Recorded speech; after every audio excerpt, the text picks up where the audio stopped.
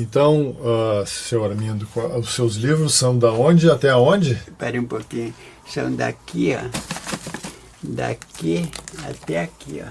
Quantos livros são? São uns 40. Os 40? É. E ainda mais por vir? É. Os 40 livros até tempos atrás, eu evitava dizer que eram tantos, eu diria são uns 30, porque eu achava que as pessoas, elas não imaginam que a elaboração de certos livros é muito longa. Por exemplo, quem é dos meus leitores que vai imaginar que o meu livro O Rosto de Cristo, né, demorei ou levei 10 anos para escrever, né? Ou então Uma Viagem através da Idade Média, levei uns 7 anos, né? E, bem, é assim que eles nascem, é assim que eles vão. E mesmo essa, vamos dizer, autobiografia que eu estou publicando agora no meu aniversário, sobre a Pontifícia da Esperança, não é, foram 3 anos, mas na realidade 3 anos de verdade, porque eu escrevia todos os dias, corrigia, refazia, voltava a ler, etc e tal, né? Então, às vezes a pessoa não tem ideia de que esses livros exigiram tanto da gente, né? Olá, sejam bem-vindos a mais um episódio do The Man of 60, o podcast onde cultura e sabedoria são coisas diferentes. Cultura é o que você sabe, e sabedoria é como você usa o que você sabe. Eu, João Emílio Renato, tenho a honra de receber um convidado que dispensa apresentações, mas que merece todas. Armindo Trevisan é poeta, ensaísta, historiador da arte, professor e, acima de tudo, uma das mentes mais brilhantes da nossa cultura. Com uma obra que atravessa a literatura, a espiritualidade e o pensamento estético, ele marcou gerações, com a sua palavra sempre precisa, profunda e sensível. Conversar com o Trevisan é como abrir uma janela para algo maior, uma experiência de beleza, reflexão e verdade. Falaremos sobre temas como envelhecer, mergulharemos em sua trajetória de vida e obra e conheceremos detalhes de sua autobiografia a ser lançada. Então, abra sua mente e aproveite essa presença rara com a gente. Antes de mais nada, adivinhe. Eu vou pedir que inscreva-se no canal, ative as notificações, compartilhe e dê um like. Roda a vinheta.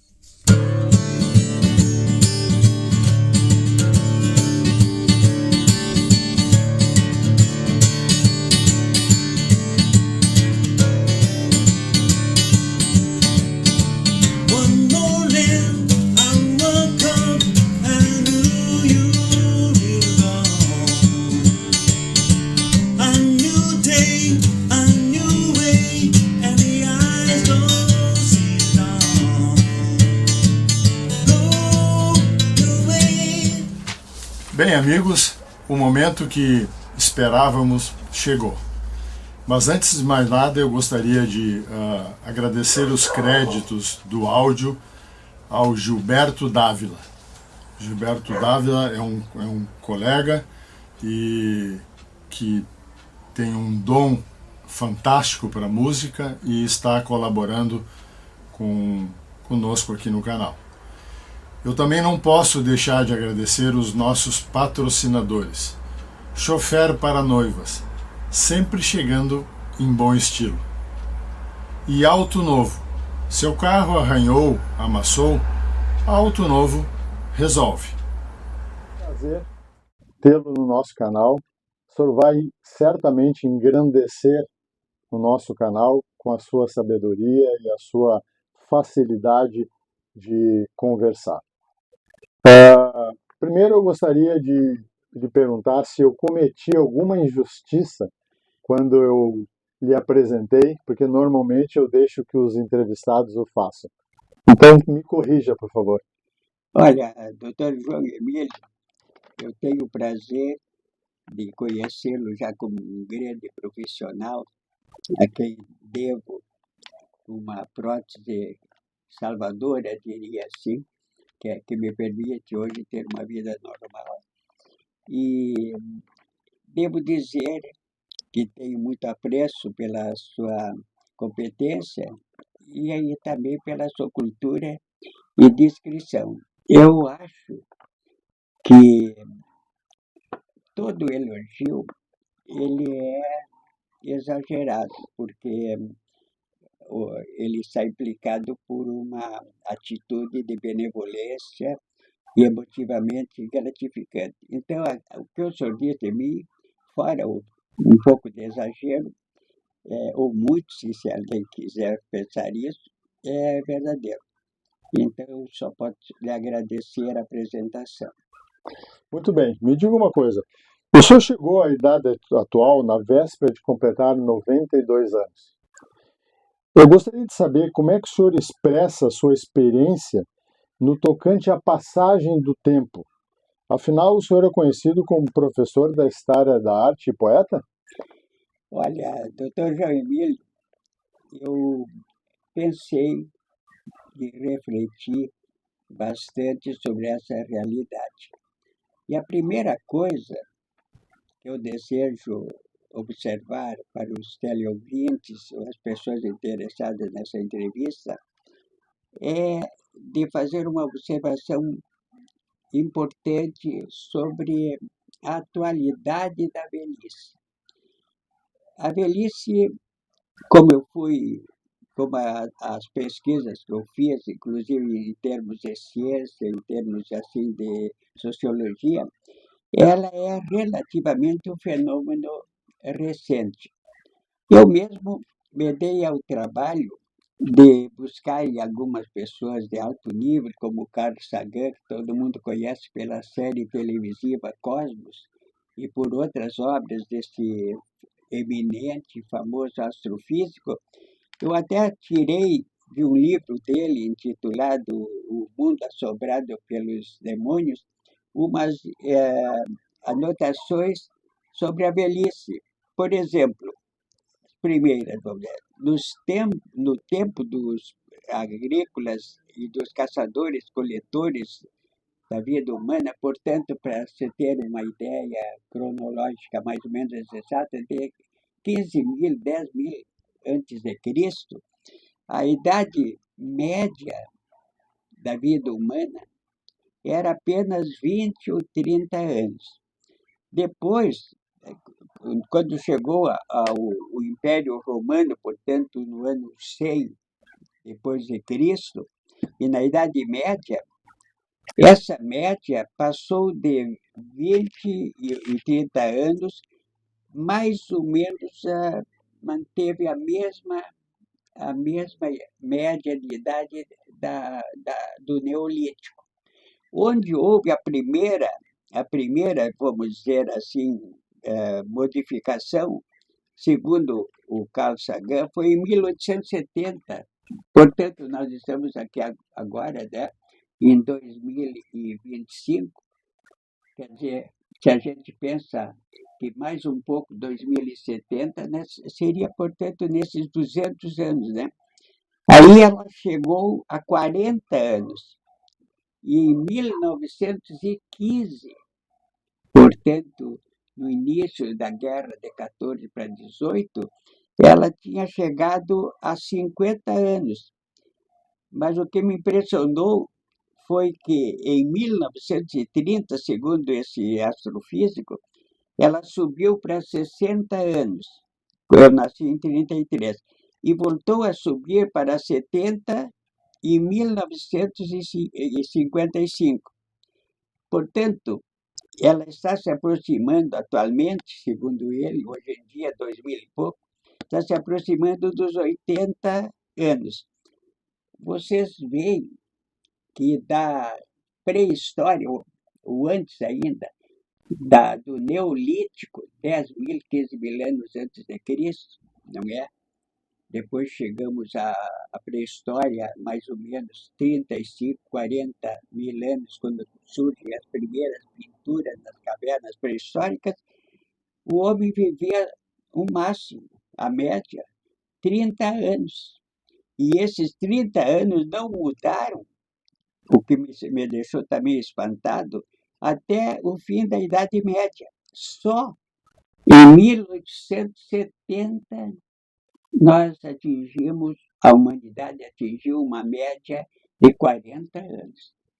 Então, vocês estão vendo, e eu aí busquei, ele dá como explicação disso, dessa mudança para nós, como eu estou chegando aos 92 anos, meu pai chegou a 101 anos, minha mãe faltavam 3 meses para ela chegar a 100 anos, para vocês verem, então, que é uma coisa que está se tornando mais comum. Ele dá como causas dessa longevidade, ele diz o seguinte: a teoria microbiana das doenças, as medidas de saúde pública, os medicamentos que surgiram e a melhor qualidade de vida física, mais ou menos generalizada. Eu achei graça, porque o Carl Sagan conta o seguinte fato: ele diz que estava no simpósio de cientistas entre os 30 e os 60 anos, e que ali um deles, de repente, fez a seguinte pergunta, né? Quantos desses cientistas, estariam vivos se não fossem os antibióticos, os marca-passos cardíacos e o resto, diz ele, da panóplia da medicina moderna? E aí ele conta essa resposta engraçada. Apenas uma das mãos se ergueu para dizer eu. E ele acrescenta, e não foi a minha mão. Então vocês veem que a velhice é uma coisa que se tornou moderna. É uma coisa que está aparecendo, emergindo, eu diria assim, que nós nem até nos tornamos conscientes totalmente dessa novidade. Eu me dei o trabalho de reunir quatro quadros, vamos dizer, a cronologia da ciência, para mostrar para vocês como isso é uma coisa sensacional. Eu tirei aqui, porque eu não vou citar todo, vou só citar para vocês, não é, uma cronologia tirada do livro intitulado O Livro da Medicina, da Penguin e Random House, que no Brasil é publicado pela Globo Livros, Rio de Janeiro, 2023. É um livro que eu recomendo, chama-se O Livro da Medicina. Desculpa lhe interromper, mas o senhor querendo, inclusive, a gente pode mostrar esse seu quadro depois. Depois a gente pode mostrar. Olha aqui, eu guardei da página 106, não é? Células e micróbios. Aqui, então, o que me chamou aqui nesse quadro, nessa linha de vida, nessa linha de eventos, o que me chamou aqui foi que, em 1829, um obstetra britânico fez o que é considerado a primeira transfusão de sangue. Logo depois, um dentista, William Morton, com o éter, ele usou pela primeira vez na vida um anestésico. Logo depois, não é, eu assinalo aqui, na Guerra da Crimeia, surgiu a primeira enfermeira oficial, a padroeira das enfermeiras até hoje, a Florence Nightingale, né? Com um livro até Notas sobre Enfermagem, de 1859. Logo depois, o Pasteur fez uma coisa que qualquer mulher constata de manhã: meu leite está pasteurizado ou não está? Até o nome dele entrou nessa maravilha de saber que o leite não contém germes negativos, não contém, vamos dizer, coisas prejudiciais à saúde. Logo depois, não é? Um médico francês, que é o Claude Bernard, inventou a fisiologia, ou seja, pela primeira vez, não é? Ele descreveu aquilo que se chama o ambiente interno crucial para o estabelecimento da fisiologia.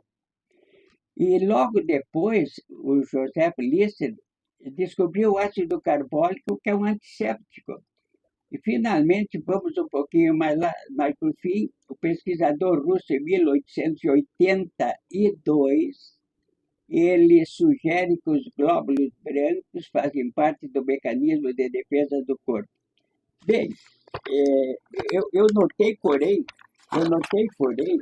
que no segundo quadro cronológico que eu tirei desse livro da medicina, é ali que se dão as coisas mais importantes. E aí, então, nós podemos deixar bem claro para os ouvintes que a coisa começou em 1890 e vai até 1931, praticamente a idade, o ano que eu vou nascer, 33, e ali que nós temos as coisas mais importantes para entender a nossa saúde. Temos as antitoxinas, temos Freud, temos os eletrocardiogramas, temos o surgimento, infelizmente, de uma doença terrível, que é a doença de Alzheimer, temos a insulina, que salvou tanta gente, a minha mulher mesmo é obrigada a usar a insulina.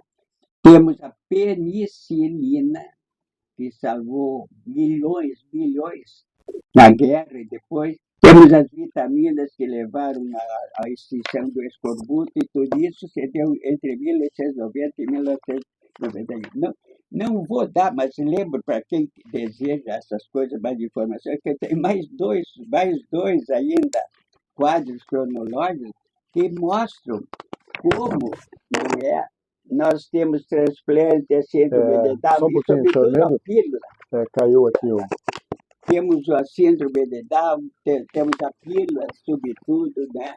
A primeira prótese de quadril e, sobretudo, transplantes de coração. Tudo isso se dá de 1946 a 67. A última que eu tomei, por curiosidade, né, ela vai ainda mais adiante, só para dizer a vocês, para vocês verem que tem gente que estuda. Nós temos aqui de 1971 a 2018, temos a tomografia, não é? Temos a erradicação da varíola, temos a cirurgia ocular, a AIDS e assim por diante. Eu fiz esse levantamento para mostrar para vocês que até há pouco tempo atrás, na minha época, 1940, a gente considerava uma pessoa velha aos 50 anos.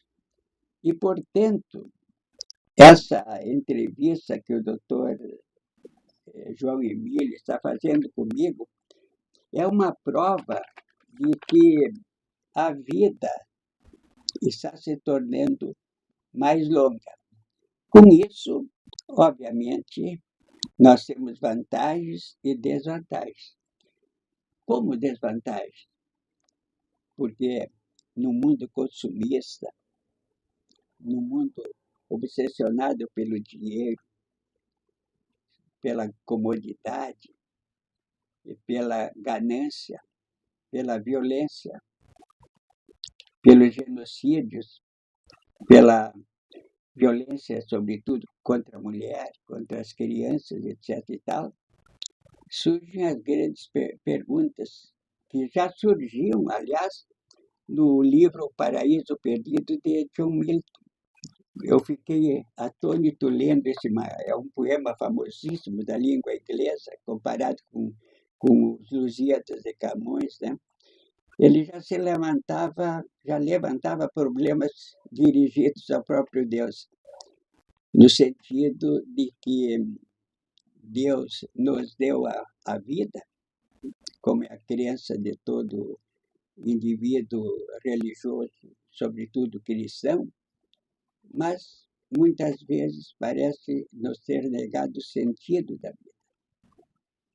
A grande pergunta que eu faço hoje é essa: se a humanidade continuar nesse ritmo de manutenção de uma velhice e longevidade muito grande, o grande problema que vai ser colocado para os homens vai ser: que sentido tem a minha vida? E aqui eu digo para vocês que, como cristão que eu sou, eu me interessei por uma resposta muito severa e muito, às vezes, dolorosa. Na minha vivência cristã, tanto assim que eu me permito ler o que eu escrevi sobre Jesus e o dogma da encarnação e a velhice. Permite-me que eu leia esse trechinho, porque a coisa é tão séria, tão delicada, e para mim, como cristão, tão profunda, que eu acho que não se pode brincar com isso. Então eu vou ler isso para vocês. Jesus, o Verbo eterno, assumiu em sua pessoa divina, a segunda pessoa da Santíssima Trindade, uma natureza humana, que foi criada no seio de Maria com seu livre consentimento, sem intervenção de sêmen humano. Portanto, Jesus se fez homem e é completamente humano. Porém, a pessoa que subjaz a sua encarnação é a do Verbo, que, como o próprio Jesus o afirmou, existia antes de Salomão. Jesus passou por todas as fases da evolução de uma criatura humana, exceto a terceira fase. Por isso que a gente fala terceira idade. Ao ser crucificado aos 33 anos, ele não experimentou nenhum tipo de velhice. Não experimentou o mal de Parkinson, nem o mal de Alzheimer. Eu faço essa reflexão não para insolentemente estranhar que nosso Mestre e Senhor não haja vivido uma das fases humanas, mas para que nós possamos incluir em nossas reflexões sobre a velhice esse fato e extrair de tal realidade a luz que pode estar contida nesse mistério. Pessoalmente, nunca encontrei em livros teológicos meditações sobre isso. Mesmo num livro que considero dos mais concisos e dos mais estimulantes sobre a pessoa de Jesus, a encarnação de Jesus, que é o livro de Paul Johnson, um historiador inglês profundamente católico, eu não encontrei nada que se refira a essa realidade sobre a qual os evangelistas nada dizem. De resto, Jesus, se não estou equivocado, não falou nada a respeito da velhice ou quase nada. Não me ocorre nenhum texto de Jesus sobre o fato de o homem envelhecer. Não me recordo de nenhum, portanto, texto dos evangelhos que Jesus se refira a uma pessoa envelhecida, a não ser a cura que ele fez da febre da sogra de São Pedro, no Evangelho de São Marcos, capítulo 1, versículos 30, 31. Isso é para vocês se darem conta da novidade que constitui a terceira idade, que constitui a longevidade, que constitui o fato de nós chegarmos a 100 anos, ou talvez mais. Mas, antes, eu gostaria de chamar a atenção para vocês por um detalhe.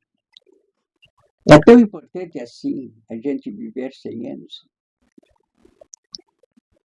Eu diria que para a pessoa que vive 100 anos, ela chega nessa idade, que eu depois quero comentar um pouco quais são as vantagens, quais são as desvantagens, mas antes quero chamar a atenção para vocês que o destino humano comporta mortes de bebês. Eu mesmo tenho amigos que perderam crianças bem pequeninas e nunca se recuperaram dessa perda, né? Mas eu mesmo fiz uma pesquisa elementar e rápida sobre personalidades importantíssimas da cultura humana que morreram cedo. Por exemplo, vou ficar primeiro aqui no Brasil. Nós temos Castro Alves, nosso maior poeta, junto com Gonçalves Dias, que morreu aos 24 anos.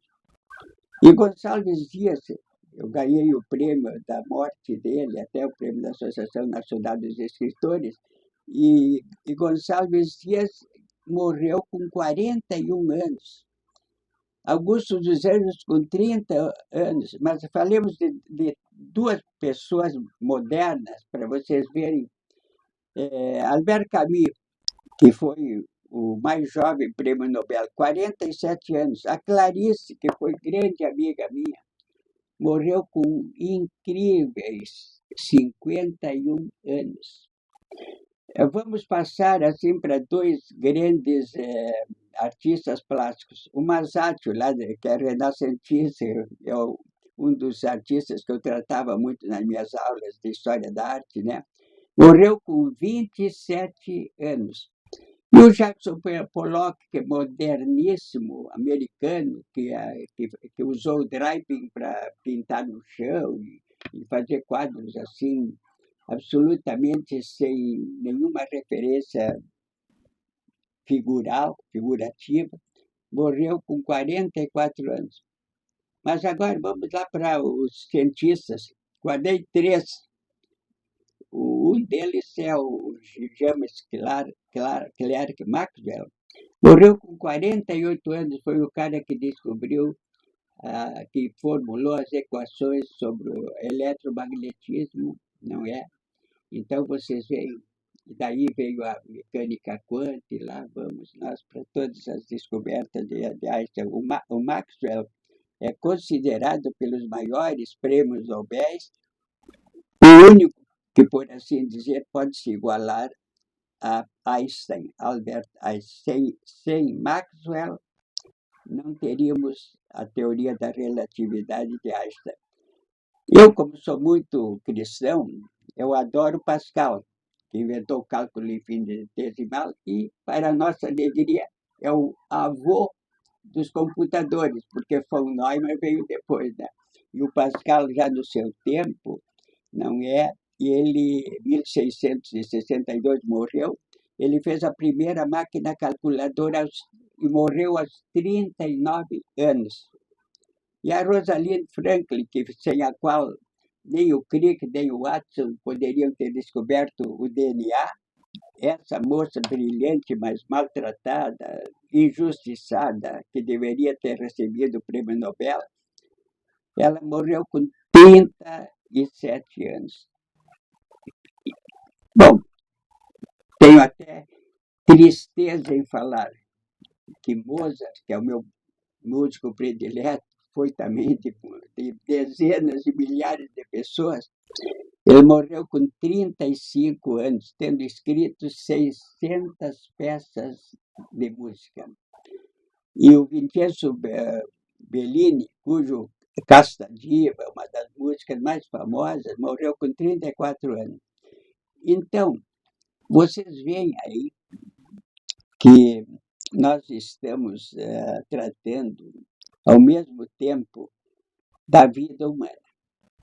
Não é? A vida humana começou com 20 e 30 anos e hoje chegou aos 80 anos como média. Nós nos devemos alegrar, sem dúvida. Quanto mais vida, parece que mais felicidade a gente deveria ter. Mas acontece que agora, com as descobertas da neurologia, e sobre isso eu ultimamente tenho lido muitos livros de prêmios Nobel. E eu gosto muito de Sir Charles Sherrington, porque ele foi o pai da neurologia. Ele ganhou o prêmio Nobel um ano antes de eu nascer, 1932. E o que acontece com esses grandes estudiosos do cérebro humano? Eles já chegaram a essa espantosa conclusão. A coisa mais importante, mais séria, mais espantosa de todas as coisas que existem no cosmos, no universo, inclusive com as galáxias, que são 400 milhões de estrelas e coisa assim, não são. Não são esses espaços vazios e cheios de matéria, de gases. A coisa mais espantosa que eles chegaram é o cérebro humano. Quer dizer que nós devemos, desde o início, ter um imenso respeito por essa realidade. A coisa mais espantosa do mundo é o cérebro. E o cérebro humano, os neurônios, as sinapses, é essa realidade que nos permite ter autoconsciência, memória e, quem sabe, nós devemos, no caso, só ter uma solução, no meu entender. Quem tem outra, eu fico feliz. Siga. A única solução que nós temos é a da encarnação de Jesus, que veio a esse mundo e disse: eu sou o caminho, a verdade e a vida. Notem vocês, até que o caminho e a verdade tem Buda, tem Confúcio, tem Lao Tse, tem Maomé, tem muita gente. Mas eu não encontrei até agora ninguém que respondesse a pergunta essencial: o que a vida veio a fazer nesse cosmos? É a realidade fundamental. Por isso, tratar da longevidade é tratar da vida. Mas a grande pergunta que subjaz essa realidade é o seguinte: qual é o sentido da vida? Eu noto hoje nos meus estudos, nas minhas buscas, nas minhas meditações, que nós vivemos num mundo que apresenta muitas soluções, mas ainda não soube apresentar a solução mais forte. Eu já vejo que os cientistas hoje, e nesse sentido, a minha modesta autobiografia espiritual e cultural, que eu vou publicar agora em breve, no meu aniversário, em setembro, eu procurei mostrar que nós precisamos da humildade e da objetividade dos cientistas. E eles podem nos levar a um mais bom senso, a uma seriedade grande e a uma pergunta que favorece a esperança cristã, porque eu estou notando que os grandes neurocientistas, neurobiólogos, neurofarmacológicos, eles são cada vez mais dispostos a aceitar uma realidade que o mundo tem negado: a imortalidade da alma humana, da psique humana, que o cérebro parece já sugerir. E é essa realidade que a longevidade está permitindo, digamos assim, que encontre uma resposta. Talvez, como diz um grande neurocientista chamado John Eccles, que ganhou o prêmio Nobel lá por 1956, por aí, ele disse: eu fui discípulo do Charles Sherrington, que foi o grande pioneiro da neurobiologia. E o Charles Sherrington me disse, pouco antes de morrer, que, chegando aonde ele tinha chegado, ele estava mais interessado de todo o resto da alma humana. É uma resposta que nós devemos procurar também na longevidade. Eu, nessa idade em que estou, obviamente, eu penso muito nessas realidades. Mas também penso no que diz o John Eccles, a ciência talvez tenha ido depressa demais. Devemos parar um pouco para pensar que a própria ciência tem que ter uma resposta dupla. Existe a matéria e existe o espírito. E uma perece, torna-se pó, e em pó vamos voltar todos, e a outra resiste ao pó. E ele dizia, a ciência já sugere a existência de um espírito dentro do homem.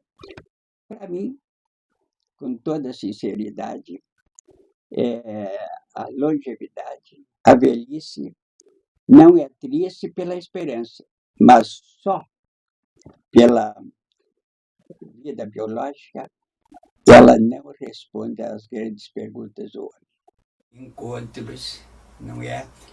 Todas essas coisas que fazem amizade e que fazem o amor. A afeição, em primeiro lugar. Depois pode vir o prazer, pode vir outras coisas que naturalmente são conexas com a reprodução. Mas eu acho que nós devemos sempre pensar a velhice como uma coisa que vai favorecer a vida e não como uma coisa que vai levar a vida ao seu declive. Caro doutor João Emílio, eu teria ainda uma sugestão a fazer às pessoas que, como eu, chegam a uma idade conspícua, ou se quiser, uma idade longeva.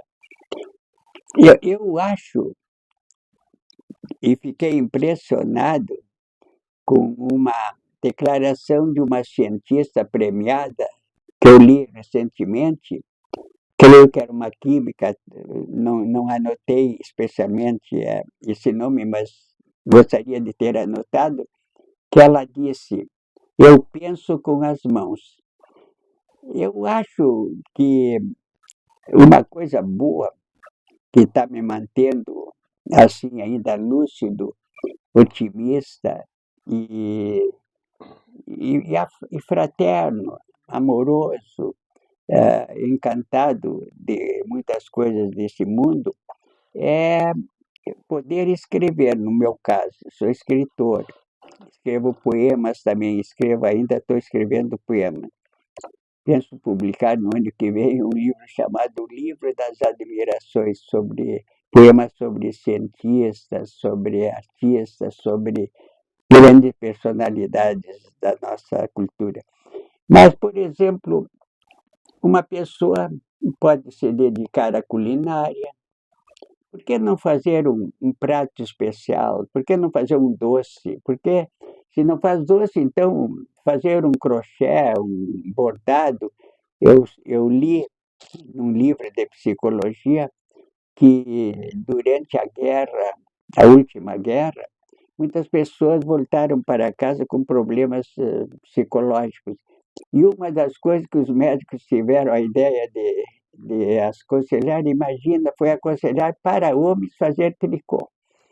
Então, vocês veem que trabalhar com as mãos, mexer com as mãos. Eu tenho amigos que eu lembro uma coisa que eu vi na Europa quando fazia meu doutorado. Eu olhei, de repente, um local cheio de casinhas. Eu perguntei para as pessoas por que essas casinhas, né? Não, é que aqui cada um de nós tem um pequeno jardim, um cultivo especial de temperos ou de outras coisas, até de vinhedos, pequenos vinhedos. Né? Eu digo, que coisa bem sensata é essa? Pensei comigo, qualquer pessoa. Penso também, por exemplo, em uma pessoa fazer cerâmica, desenhar. De repente, por que não se inscrever num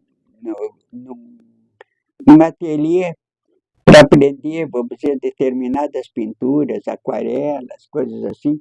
Enfim, seguir o conselho daquela grande química. Pensar com as mãos. que é uma forma de banir a tristeza, banir pensamentos inúteis, banir rancores que não têm sentido nenhum, sobretudo para uma pessoa velha. A primeira coisa que tem que fazer é jogar fora tudo o que é negativo, todo o lixo que a gente acumulou na vida. Ficar apenas com a própria vida. E com a vida naquilo que ela trouxe de beleza. Por que não ler, por exemplo, poemas? Por que não ouvir mais música? E até, por que não escrever poemas? Eu acho que a maioria das pessoas pensa que a poesia é um negócio reservado a pessoas privilegiadas. Nada disso. A poesia é simplesmente tu ter uma vocação para a palavra, tu te dares conta que as palavras são seres, são animaizinhos como os cachorros, que a gente ganha confiança e no fim brinca com eles, que no fim a palavra humana não é só comunicativa, ela é emotiva. Por isso, ontem até eu estava conversando com um casal e eles me perguntaram como é que foi, professor, o seu almoço de 80 anos, a sua amiga casada e do marido dela, que é muito seu amigo. Eu digo, gostei de estar lá, de ver aquele buquê de mulheres velhas. Essa mulher ficou encantadíssima. Mas olha, mas que coisa linda, um buquê de mulheres velhas. Um buquê de beldades velhas, de mulheres velhas, de pessoas anciãs que tinham ainda o resplendor ainda da vida que viveram. Né? É isso que faz a poesia. E por isso eu sou obrigado a dizer, até com humildade, que o fato de a poesia me acompanhar me consola muito, porque a grande invenção do ser humano foi a linguagem. Que seríamos nós sem a linguagem, né? A linguagem que permite dizer a uma pessoa eu amo, nunca vai estar à disposição de um animal. O animal até expressa isso aí de uma forma, às vezes, comovente, com a sua maneira de ladrar ou de lamber as mãos da gente. Mas poder dizer conscientemente, carinhosamente para um amigo, eu gosto muito de ti, para uma mulher, eu te amo, é uma coisa única do ser humano. E eu acho que os velhos podem dizer isso até o último suspiro. Bom, agora vamos entrar um pouquinho dentro das suas obras. Tá. Numa das suas crônicas, o senhor se refere, o senhor usa o termo a doce tirania doméstica. O que vem a ser isso? Me converse, me explique um pouquinho sobre É um isso. carinho superaquecido, é um carinho familiar, e em geral é dos filhos, da mulher também, mas em geral é dos filhos e dos netos, que eles se dão conta da efemeridade nossa, do fato de que a gente está chegando a um limite e não pode, vamos dizer, ultrapassar vamos dizer, determinado número de anos. E então, eles tentam cercar a gente do maior número possível contra riscos, contra perigos, contra perdas. Não é? E com isso, às vezes, as pessoas esquecem que a gente tem gostos pessoais, tem amizades especiais, tem, digamos, leituras especiais, tem vontade de ver paisagem, de ver pessoas, de ver gente, enfim.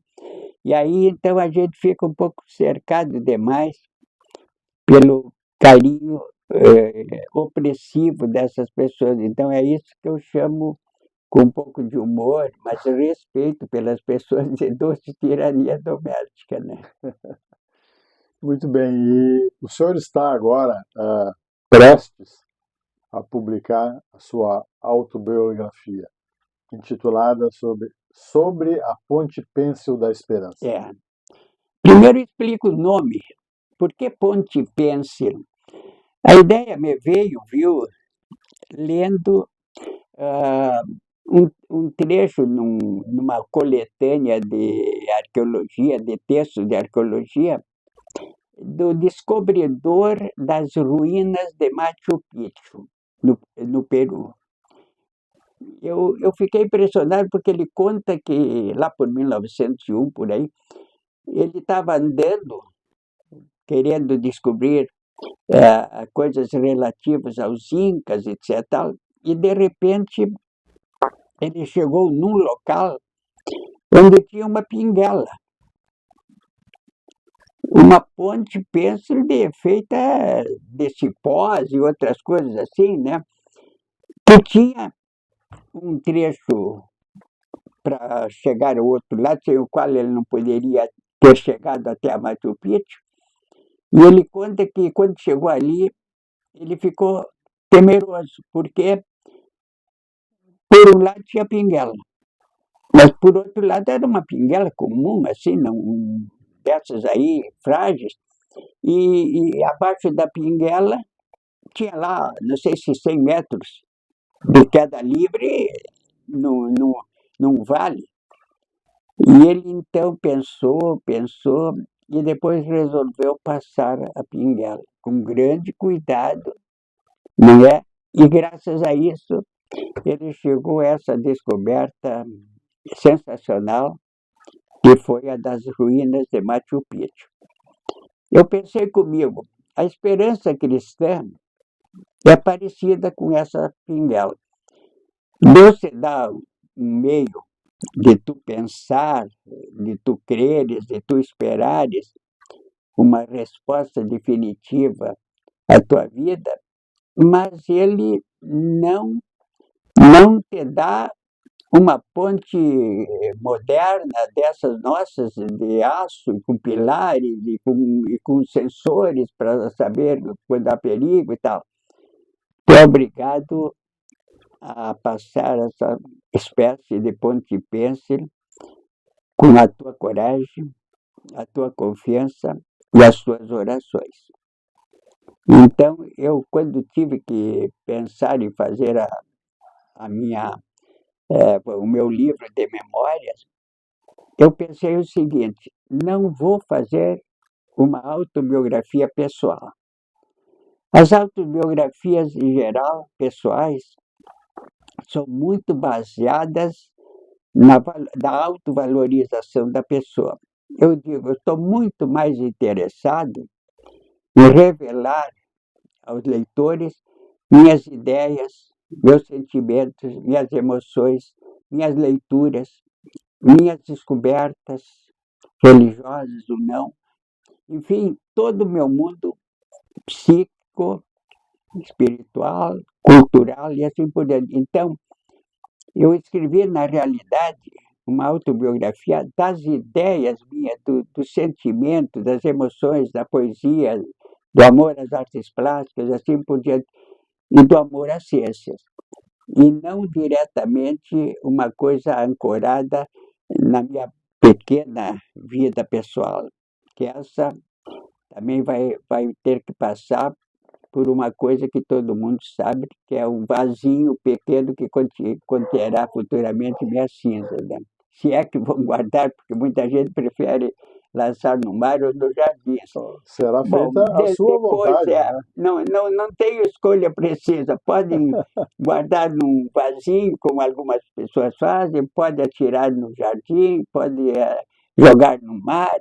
Enfim, as cinzas, para mim, são, vamos dizer, um estado provisório do que ficou um corpo que foi muito amado e respeitado. Agora, o que eu espero é uma coisa bem melhor do que a que tivemos aqui nesse mundo, sem ódio, sem rancor, sem inveja, sem competição, sem desigualdade, assim por diante. Eu espero aquilo que o Eccles também dizia, uma vida cerebralmente rica. Como será isso?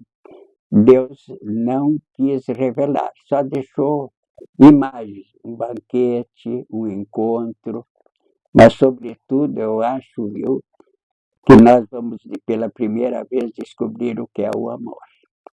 O senhor falou das cinzas. Eu teria talvez duas perguntas para fazer.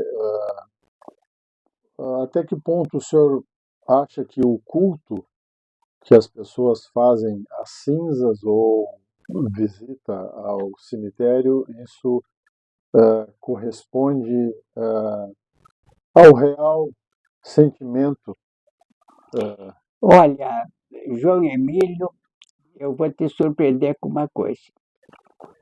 Um dos meus guias mentais e espirituais é Santo Agostinho de Hipona, o autor do livro fundamental, a primeira autobiografia que surgiu da cultura, Confissões, que hoje tem, aliás, uma tradução magnífica em português, que eu recomendo, de um professor da USP, chamado Lourenço Mami.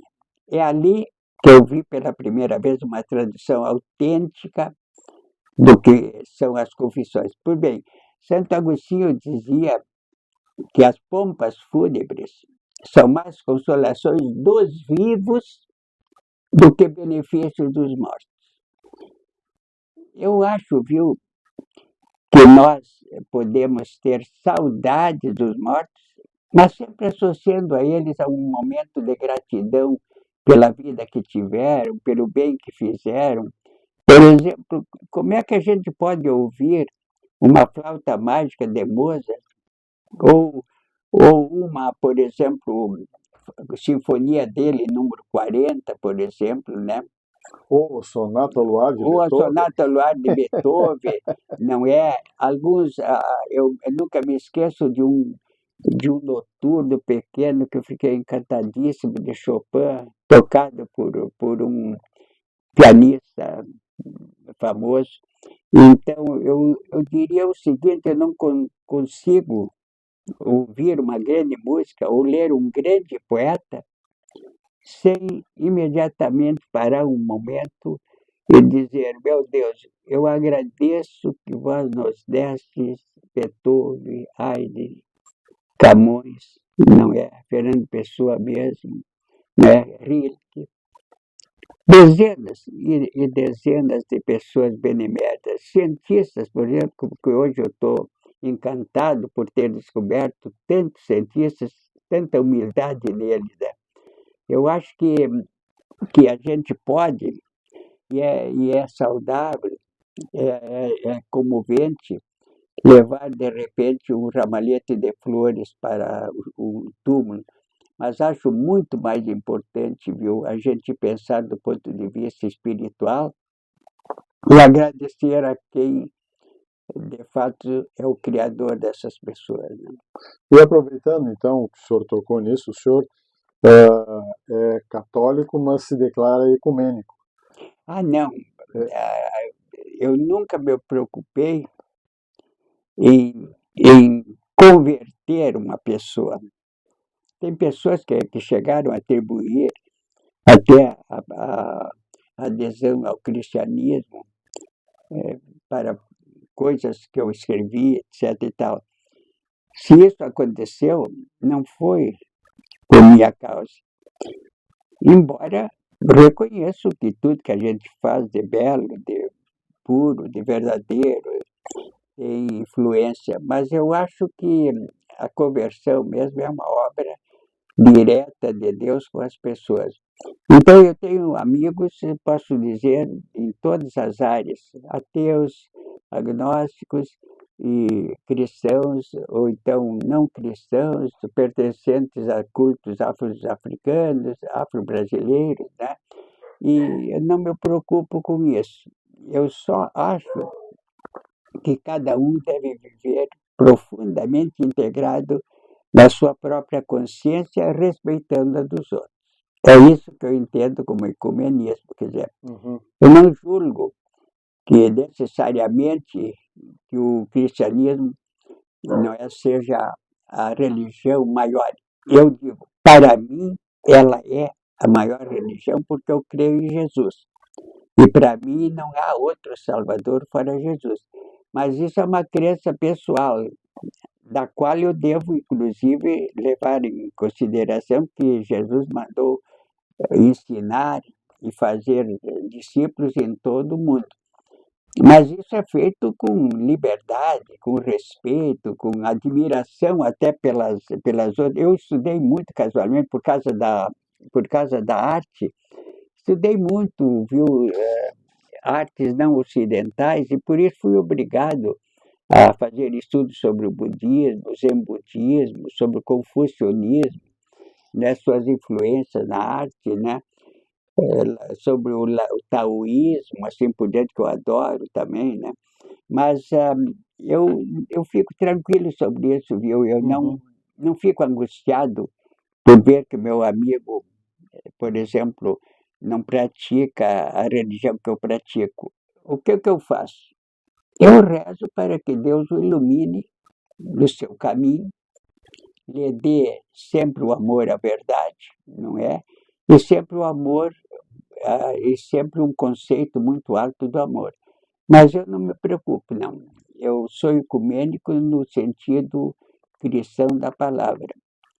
Quem criou os homens vai procurar levá-los à salvação. Claro que eu, pessoalmente, acho que, por exemplo, sou muito devoto da Virgem Maria, acho que, com a minha devoção à Virgem Maria, eu posso pedir a ela que dê para essas pessoas a graça de eventualmente conhecerem seu filho Jesus, né? Porque eu acho que Jesus realmente é o caminho, a verdade e a vida, né? Sobretudo a vida. E a religiosidade ou a espiritualidade, ou a religiosidade, já que o senhor tem falado bastante na sua religião, como ela lhe ajuda como um apoio, uma muleta nessa questão da idade? Ah, não tem dúvida, não tem dúvida. Eu gostaria que todo mundo pudesse ter esperança. Quer dizer, vamos dizer o seguinte: lembre-se daquela frase de Jesus no final. Tomé não tinha visto Jesus.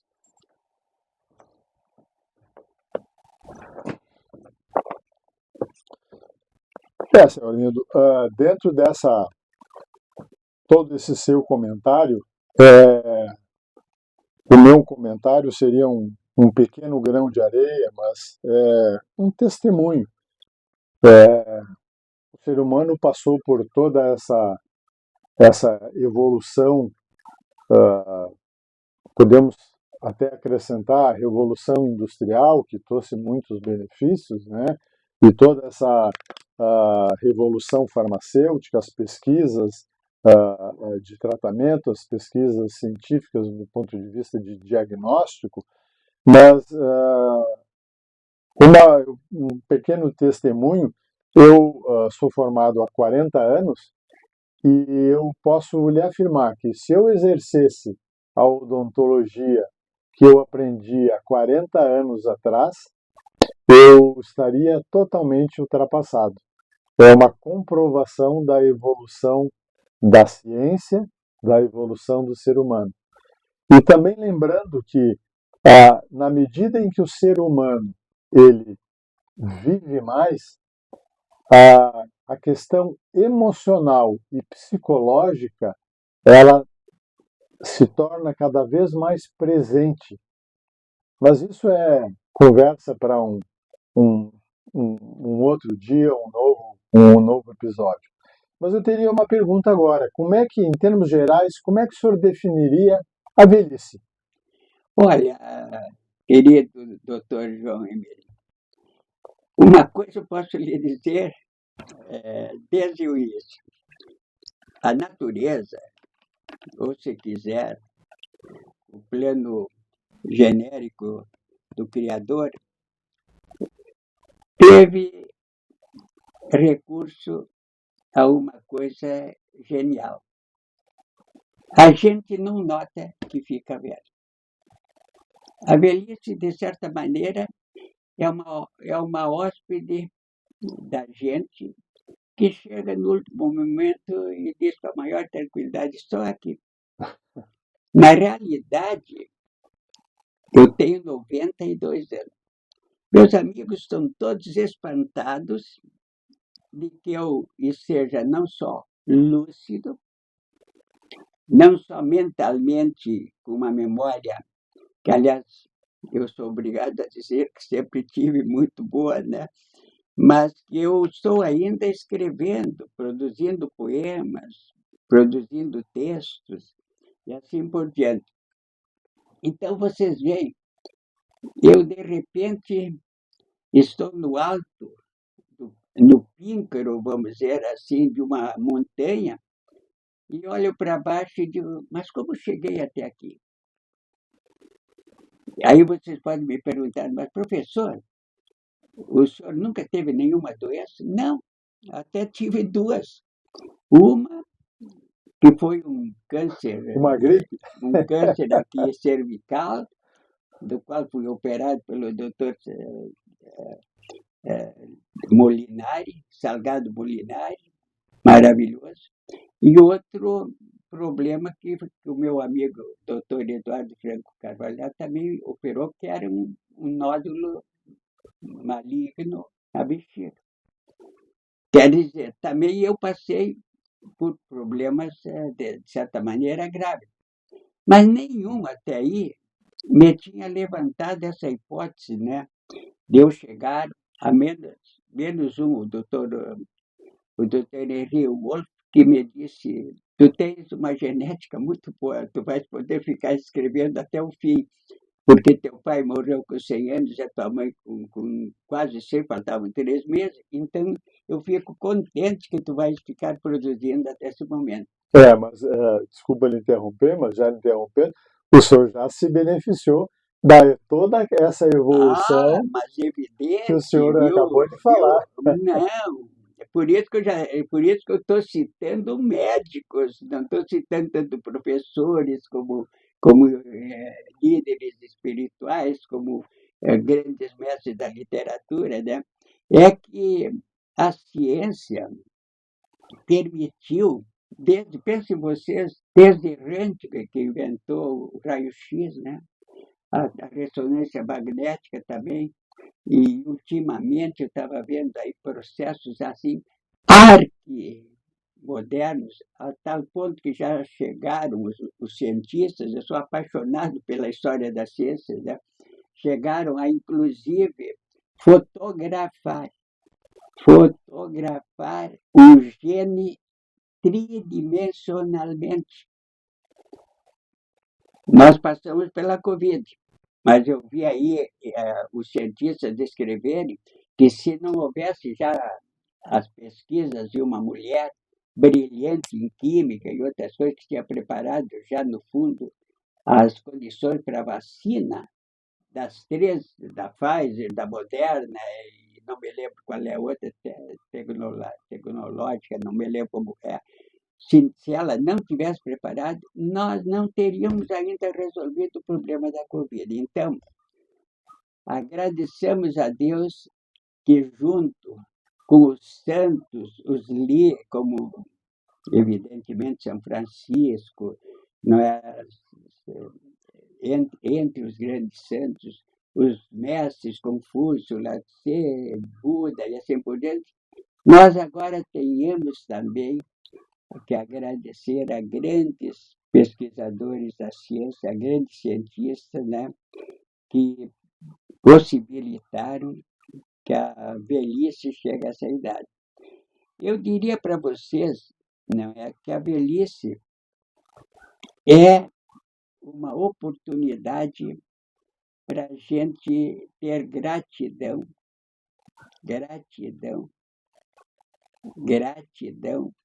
a um número inconcebível de pessoas e, às vezes, até a coisas que foram inventadas.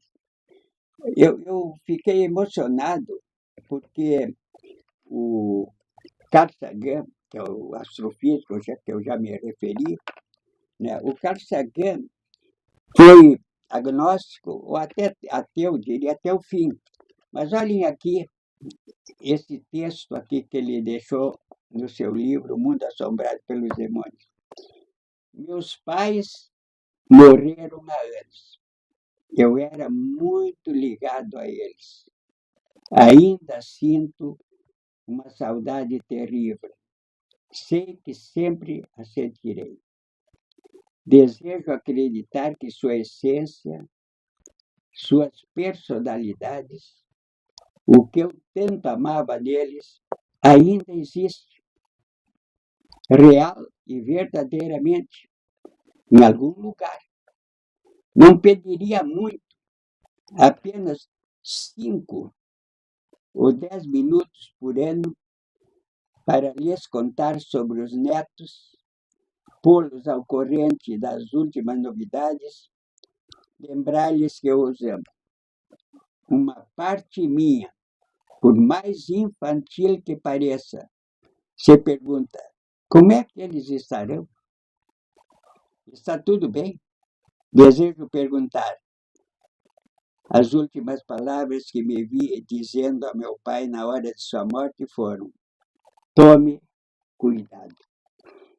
Uma declaração assim de um astrofísico, pensem vocês, um homem que deu até as conferências GIFO lá em Glasgow, um homem que diz isso, está revelando claramente, ao chegar à sua idade, e ele morreu com 62 anos, depois de 3 enxertos de coluna, de um câncer, não pôde vencê-lo.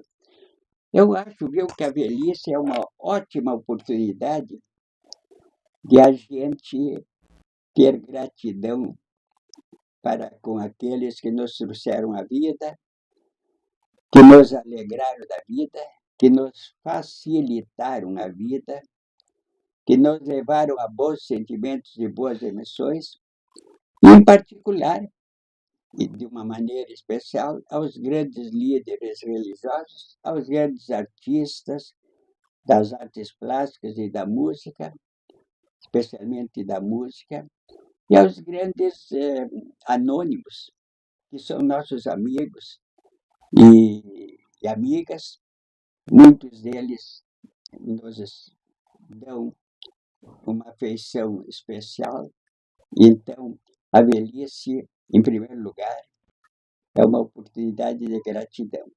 Em segundo lugar, não vou também ser tão otimista. A velhice, eu andei vendo até dentro da Bíblia o que a velhice é.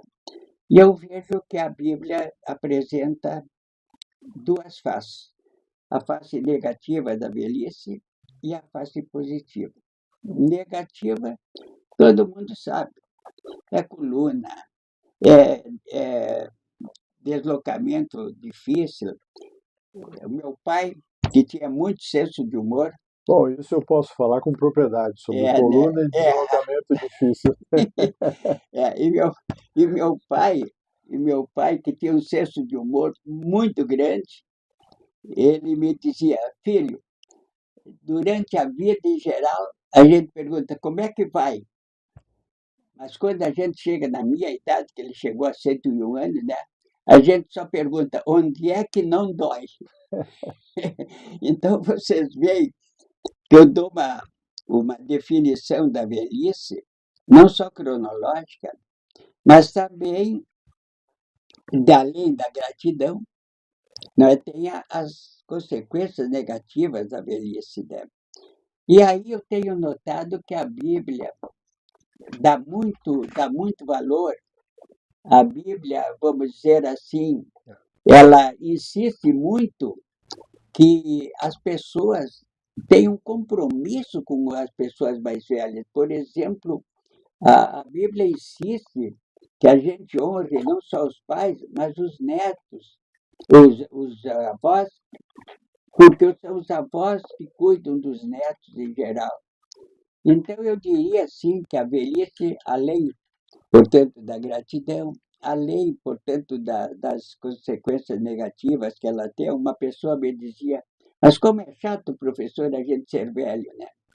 Eu sou obrigado a concordar. Em algum sentido, é muito chato.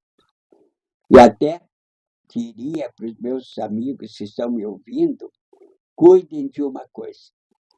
A maioria das pessoas pensa estar vacinada contra o tédio. Não está. A maioria das pessoas vai descobrir, de repente, que o tédio é uma consequência da velhice. Por quê? Muito simples. Tu não pode sair de casa a não ser acompanhado. Eu tenho até um amigo que me acompanha para as livrarias, né? Já é uma profissão nova, acompanhante, não é? E depois a gente tem que estar sujeita a mil coisas, porque tem assaltos, tem isso, tem aquilo, e a tecnologia moderna chega a deixar muito cansadas as pessoas de idades, porque eu fui um dos primeiros escritores que adotou até o computador, mas reconheço que eu sou meio chucro em relação ao computador. Chega um momento que eu acho ele maravilhoso, mas um pouco cansativo. Então, são essas as consequências também, não é? Que eu digo que a idade comporta. Mas, mesmo assim, vem a pergunta: vale a pena ser velho? Eu responderia, viu, positivamente: vale a pena. Ah, mas se vocês querem que eu explique todas as razões porque vale a pena, eu respondo como Santo Agostinho a respeito do tempo. Eu sei o que ele é, mas não sei explicar como ele é. Eu diria para vocês também, eu sei que vale a pena, mas não sei explicar detalhadamente porque vale a pena. Fundamentalmente, eu diria, vale a pena se tu tens pessoas que te amam e tu és capaz ainda de amar. E vale a pena, em segundo lugar, se tu tens ainda a companhia daquela maravilhosa criaturinha que Charles Péguy, um poeta francês, diria que era a mais importante das virtudes, a esperança. Se tu não tens esperança, eu fico meio quieto e não sei já dizer o que para uma pessoa velha, se vale ou não vale a pena ser velho. Me lembro que o doutor Camargo, nosso grande cirurgião dos pulmões, ele contou a história numa crônica de um velhinho que perdeu a esposa. E aí eles tinham um filho médico. E por causa da Covid... O senhor quer açúcar ou nada? Por causa da Covid, esse médico que atendia no pronto-socorro e tal, não ia mais visitar o pai. Aí o pai disse assim: prefiro que tu me tragas a Covid, mas venha me visitar a me deixar sozinho.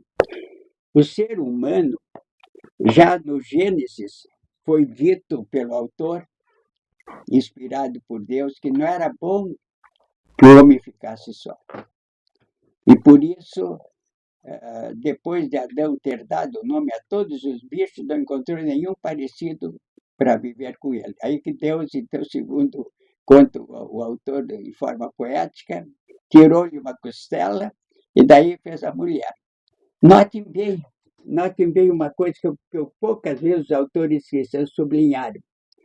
Adão e Eva, né, depois de a costela ter aparecido como uma mulher e Adão ter dito é osso dos meus ossos, é carne da minha carne, vocês notem que Adão amou a Eva antes de ter relações com ela, relações sexuais.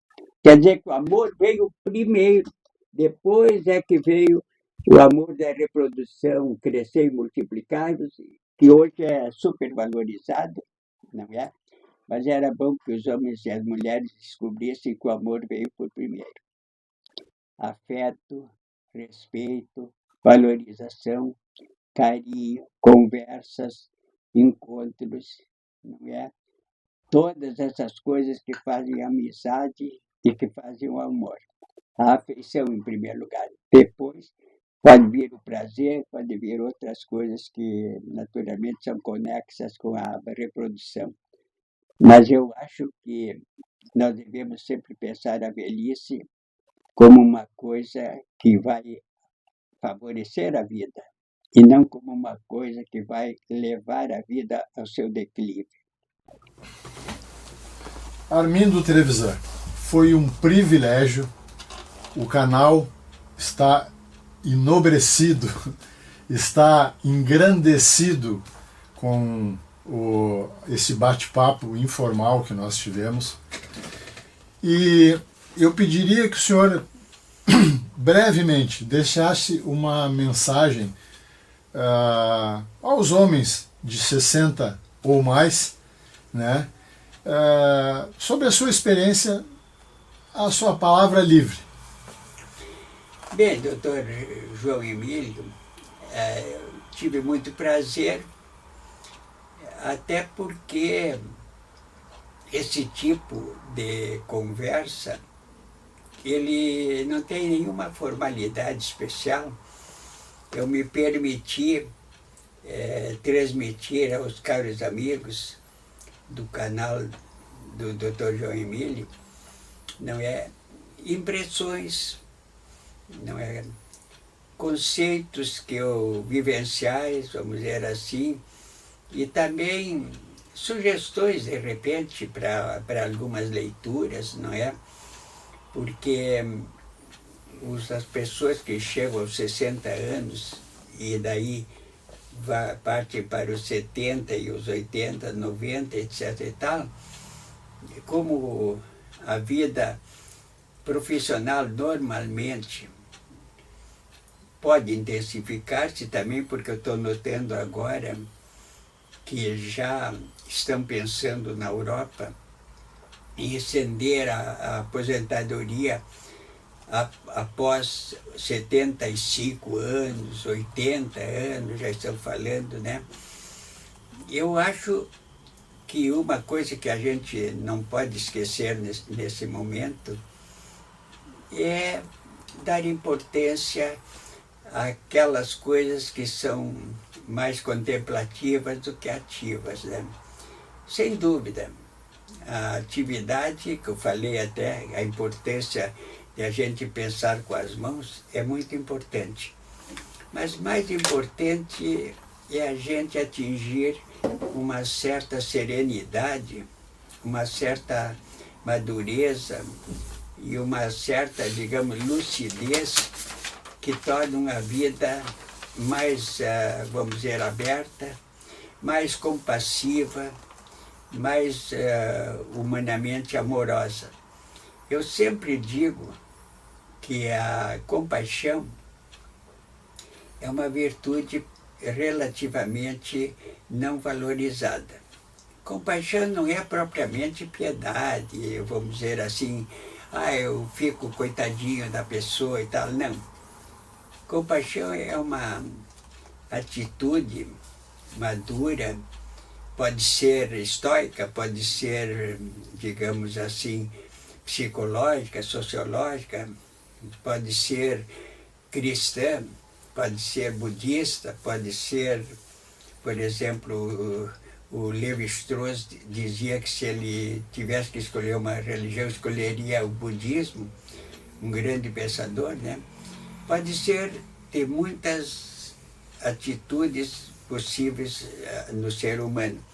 Mas eu acho que a atitude básica é uma atitude de respeito à vida, de amor à vida e, se possível, de esperança na vida. Como dizia o doutor, falei para vocês, esses grandes neurólogos, é preciso que nós nos demos conta de que o nosso cérebro é a coisa mais preciosa e que aquilo que a gente sempre atribui, vamos dizer assim, a uma espécie de entidades abstratas, o amor, a compaixão, a simpatia, etc., na realidade são coisas muito concretas. e que fazem a felicidade da pessoa. Então, ter compreensão, afabilidade, sentido de amor, as pequenas coisas que nos dão alegria, não é? E também as grandes coisas que nos dão alegria, é uma atitude profundamente humana e cristã. Eu, como sou cristão, obviamente digo que não há coisa mais preciosa do que o amor. O amor mesmo aos animais, o amor às crianças, o amor às mulheres, o amor aos filhos, aos netos, o amor aos próprios leitores. Eu considero, por exemplo, amigos as pessoas que me ouvem nas conferências ou que leem os meus livros. Então, desejaria que todos partilhassem o mais que pudessem as coisas boas. Muito bem, amigos. Isso fez parte dentro dos tópicos do nosso canal, histórias de vida. Histórias de homens que chegam a esta fase de vida, 60 anos ou mais, realizados pessoal e profissionalmente, e chegam ainda ativos, principalmente ativos. Que isso sirva de exemplo para nós todos. Um grande abraço, até o próximo episódio.